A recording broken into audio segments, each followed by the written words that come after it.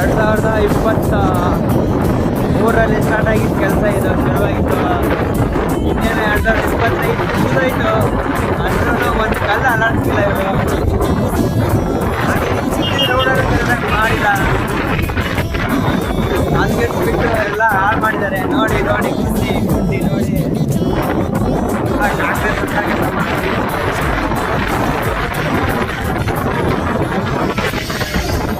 ನಾವೆಲ್ಲ college admission ಆದಾಗ ಎಲ್ಲೋ ಹೊಸ ರೋಡ್ ಮಾಡಿಬಿಡ್ತಾರೆ. ಆರಾಮಾಗಿ ಕಾಲೇಜ್ ಹೋಗ್ಬೋದು ಬರ್ಬೋದು ಅಂತ ಥಿಂಕ್ ಮಾಡಿದ್ವಿ.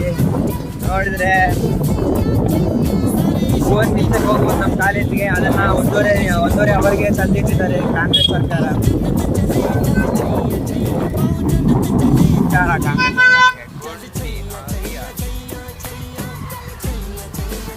ನೋಡಿ ಎಷ್ಟು ಗುಂಡಿಗಳಿದ್ದಾವೆ.